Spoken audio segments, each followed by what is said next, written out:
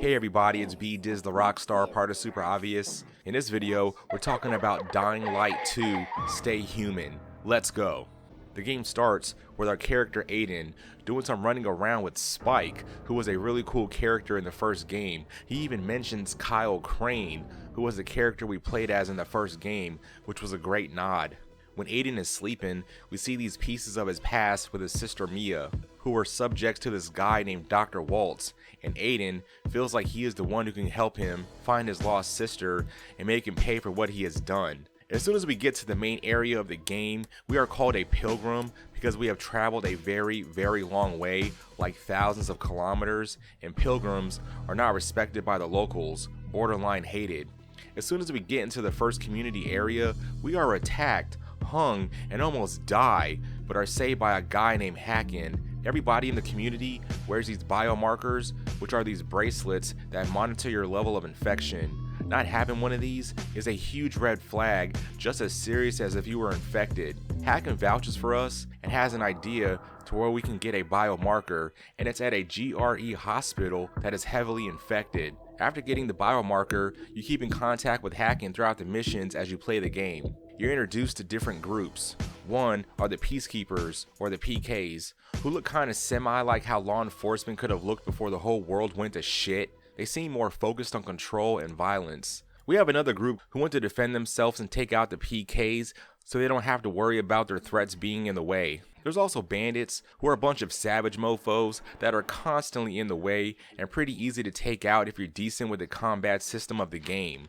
Our goal is to get to a place called the Center, which is a GRE tunnel, but of course it's complicated and there are all these factors of how it could be used or not able to be used, even with different people promising us to help us get to it after we have done a bunch of missions for them. We want access to this to find our sister Mia. As you know, this game is heavy on how your decisions affect others and the direction that the game is going. Of course, whenever you talk to anyone about anything, you can choose your answer however you want and go from there. As we get to where we take over a bandit camp, that's when the decisions of the game get a lot more stressful and intense, with decisions having to be made in a few seconds, choosing a clear side of who you're with, and feel the decision will help one side in some ways and really crumble the opposite side's chances of what they are trying to accomplish. One of the characters I liked early on was a little girl named Maya, who stole the Lazarus, which are these spiked brass knucks off an important PK member that was murdered, which is an investigation we are trying to solve for them, which is suspected to be done by someone from the bazaar. So that's an example of how we are kind of playing both sides. We are ultimately trying to do whatever it takes to get to the center, but are also trying to not screw either side over, even though we are helping both sides, and trying to not get busted and viewed as a traitor from either side if exposed. After some talking, Maya sells us the Nux for like nothing, which helps us with the story, and later asks us to get this music box that was taken from her, and it's the last thing she has as far as a memory of her mom. She just wants to get it back, even if we just sell it, as long as nobody bad has it. When we let her know that we got it back and sold it like she said we could, she seems kind of bummed but not devastated. It's a pretty emotional part of the story, especially for a little girl during these times. The graphics for the game are without a doubt amazing. The open world environment has so much detail and the setting of the game feels very unique. As far as the combat system at this point, I think it's great. One thing with the melee weapons with mods is that you can just shoot electricity and fire at enemies, giving you a huge advantage, especially against several or larger enemies. The difference between night and day is pushed forward, where there are better times to be in buildings and outside. Also, the chemical/radiation levels of when you can be in certain areas is a huge factor with your immunity, which is basically a clock on your screen constantly letting you know when your level of infection is compromised so much, and it's critical to you turning and dying. So after getting some of the intro stuff out the way, of course we're at the point where we start doing a bunch of missions for like everybody, even for some of the most pettiest shit. One is between Teresa and Anna. Teresa is blaming Anna for stealing a bunch of her flour, and after doing some research, we learned Teresa hid her flour and blamed Anna, which even after being exposed, Anna feels like it still makes her look bad. Anna considered her one of her best friends from like forever ago, and she has also been dealing with the loss of her husband, so it's pretty emotional. Also, we are trying to get in close with Sophie, who is pretty much the leader of the survivors at the bazaar. and is one of the two major groups you decide who you help in the game. She does not trust us because we're a pilgrim, but willing to let us do things for her so she trusts us. One of the first big things she wants is for us to find her brother Barney, who was out on a run and on the low is freaking out because she lost contact with him. He had a bunch of crystals that are very valuable in the game but lost them. The people with Barney are all dead. Barney is also a huge piece of shit to us in the game. We are trying to juggle missions of helping Sophie of the survivors and Ador of the PKs. Barney catches us being sketch and brands us as a traitor, where the first person we have to fight is of course Herman, who is so big he could be a wrestler. After killing him, we fight Barney, which we almost killed if not broken up by Sophie. We tell Sophie and Barney on how things look, but we actually want to help them. Eventually, Sophie believes us, and this is after we find some skin which looks like proof that they killed the PK member Ador wants us to find.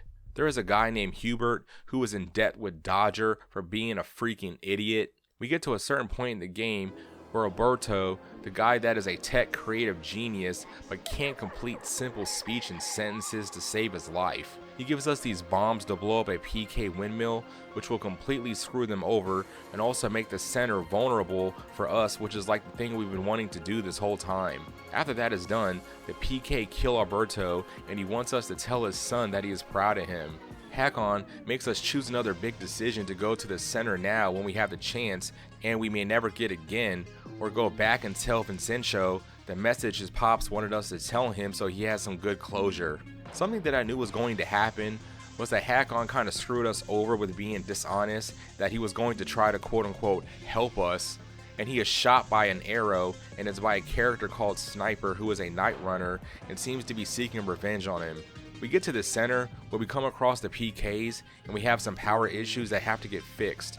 We find Walt, who is captured and surrounded by the PK, where he easily kills all of them and he seems like he's an enhanced human. He also knows who we are, takes the GR key and knocks us out. In the story right now, we are super losing when it comes to Walt after we put all this work in to find him. We find him again and confront him where Mia is, where he beats our ass again, but are saved by the sniper who shoots him twice with an arrow as we escape because he is mutating. We also get the GR key back, and it's an epic escape chase scene that feels like how the original Dying Light was towards the finale. We find out that the sniper is a subject from Walt's, like we are, and her name is Lawan, and she is the one that shows us the paragliders, which is a new aspect of the game, and we are trying to restore power to some generators that seem to work for a second, but Walt is controlling them. Us restoring the power seem like it's a favor for the PKs. There are several different upgrades you get to choose to help the PKs, and there are a bunch of different upgrades you get if you choose to apply this accomplishment to the survivors. The different choices you want to unlock is kind of tempting. We then take over another bandit camp, and I feel like this one is way bigger than the last one. After that, we see Frank at the fisheye, where he is so blackout drunk, he is the worst to talk to get important information, and I want to drop kick him off a cliff. We then have to deactivate a bunch of cannons, which are these canisters aimed at important parts of the area which could cause major damage. We save Frank, where Jack Matt saves us when we were pretty much screwed. He seems like a high-ranked person and seems to know who Waltz is. Jack Matt seems to be a good guy. After meeting Jack Matt and doing some running around, we see that the PK are withdrawing their presence from a bunch of locations to where the civilians there are going to be screwed by pretty much any threat that can happen. We talk about the virus, and Jack Matt says that the virus has no cure, which is a very blunt and hope-breaking statement. Lawan invites us to a birthday get-together where we play a drinking game of having to answer very personal questions, and if you don't, you have to take a drink. After asking how her hit list started, she quits the game. We also have this witch who wants us to bring the head of a demolisher, which is an original Dying Light enemy that fans will know. There are no guns in this game, but there is this finger gun upgrade that actually does damage, which is kind of cool. We do a mission to where we restore power to this facility that's underwater. We also take out bandits and renegade enemies to where we save some survivors. There is a VNC tower, which is the highest building in the city that Jack and Juan want us to climb to. After telling this to Lawan, she gets upset and very concerned that we are being set up to die because there are creatures there nobody has seen and lived to tell about. We try to talk to Frank, and of course he is like blackout drunk again. He says that this tower is how the Night Runners ended. We ask him how to get to the roof, and he is like zero help. When we find this guy Josh to talk to, they play the original Dying Light theme in the background, which was awesome. We have the ability to use a UV light when we want on the spot, which definitely helps and has been one of the best upgrades of the game so far. After restoring some of the power of the VNC tower, we also get a GRE detector from Ro, which seems like this will be very useful. When heading up in the tower, the elevator gets stuck because of electrical problems, and we are told that we have to go up the next 50 floors, which is pretty much the worst news ever. All of the PK members die pretty much instantly. Ro gives us a transmitter before he dies. We tell Lawan what happened, and she pretty much says, "I told you so." We talk to Frank, who is annoying as always, but gives us info when we find the grappling hook, which is something I've been super waiting for in this game. Frank talks more shit to us on the radio, but becomes kind of supportive when we tell him we are pretty much at the top of the tower. We get to the very top and hit the transmitter, which feels like an epic accomplishment. We talk to Frank and tell him we want to find Mia, and we have a huge decision to let either Juan or Frank have control of the transmitter. After we decide for Frank to have control, it seems like we lost chance to find Mia, which super sucks. We see Lawan, and she needs us to go into her old apartment to get some new sneakers. We also see that Hacken and her were a couple, and part of why she wants to kill him so bad. I wasn't surprised on this at all, and it seemed to really get under her skin. After listening to Frank talk forever, we go to a location where a bunch of renegades are there and seem to know that we are eavesdropping on them.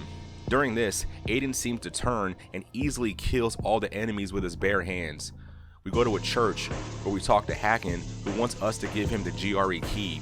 We refuse, and he leaves while we fight some enemies. I know Hacken was going to be a piece of shit, but I hope that I was going to be wrong. We have a fight with him and defeat him, and Frank wants us to go back to the fisheye. Hacken is still alive, and we have to choose to not fight him again or kill him. We choose not to fight him. Lawan shows up, and we have another important choice to make of letting her kill him or talk her out of it. Lawan lets Hacken go, and she kind of feels better, but not really. I'm happy she didn't kill him, honestly. Back at the fisheye, Frank has Lawan pledged into the Night Runners, which is a big moment for all those watching. Hacken tells us about the female doctor that could help us, who was one of the first people we met in the game. At the celebration party of Lawan being a Night Runner, she vanishes, and Aiden is trying to find her because they never really got to talk. At the PK compound, there is a lady named Elena who is going to be hung because people think she is poisoning people. We visit the witch, and she tells us it's antibiotics and not poison. We tell Meyer of the PKs, and we make an important decision to drink the bottle, proving it's not poison. After, since we don't die, Elena is released, even after a lady named Jolly tried to have her set up. We are sent to find a guy named Bart, who is being accused of stealing, and they also mention he is a perv, and also mentions kids, so I don't know what that's about. We talk to a guy named Steve, and threaten him if he doesn't give us information.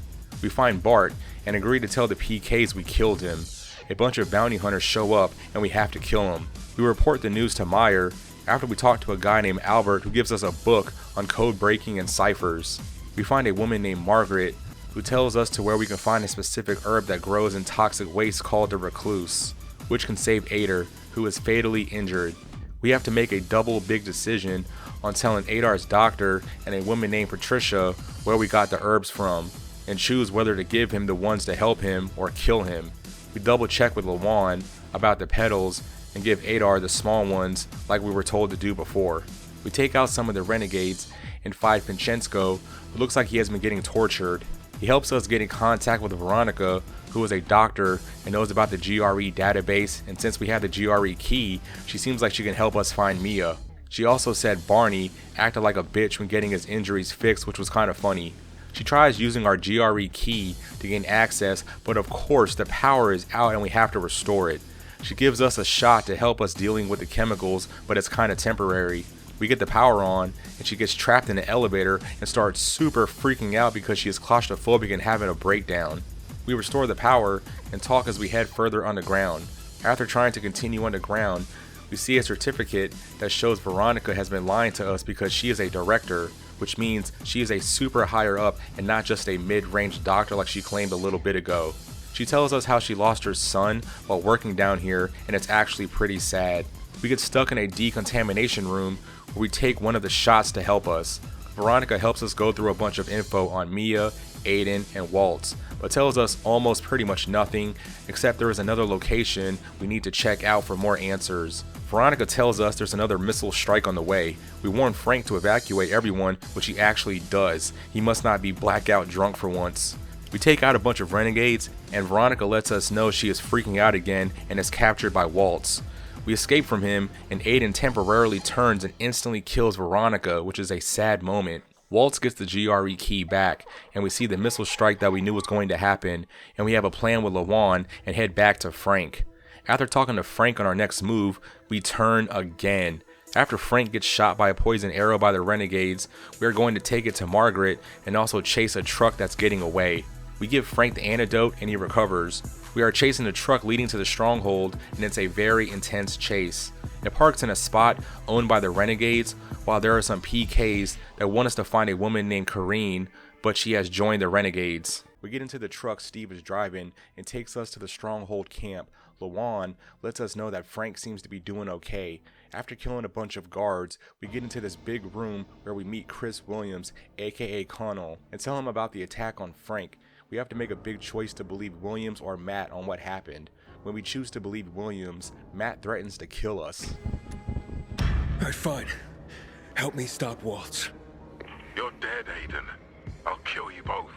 We talk to Williams a bunch, and he says we need to head to the center to find out more about X-13, which the center has been the place we have been trying to get to for answers the whole game. After the convo, Lawan tells us Matt set up Frank. It's Matt, Aiden. He's the one who tried to have Frank killed. So we are definitely going to kill Matt for sure. While on the move, some night runners hit us up and tell us that they have our back. Williams also lets us know that more missiles will be on the attack soon. The PKs and night runners are about to have a standoff, but it's interrupted when a missile hits a building that's right in front of them.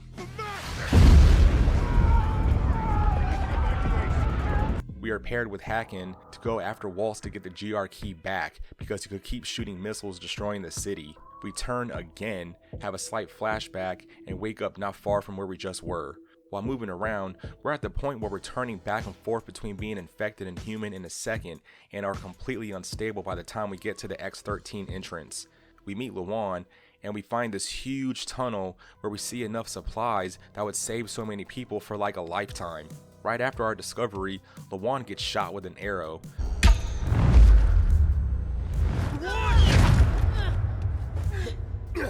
Hide!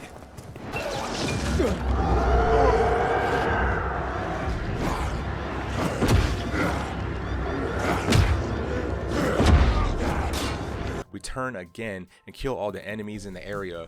Hacken shows up and sees Lawan's condition and is very concerned. It's emotional and also motivating to finish all this mess. We have a flashback to where we see Mia when we were younger. We running away or what? What? Like, now? No, when we're old. Now, Edie. We need supplies. Everything's ready. Here's our beds.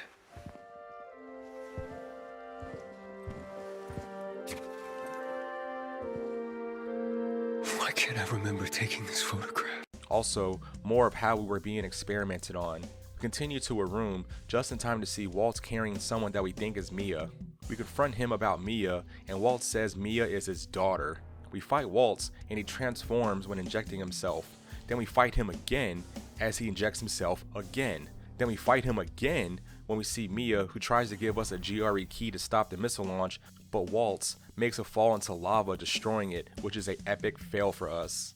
Lawan pressures us that the city could be destroyed at any minute. We have to make another big decision to let Lawan detonate the bombs or save her. We choose to take Mia. Hacken shows up to tell us to get out of here.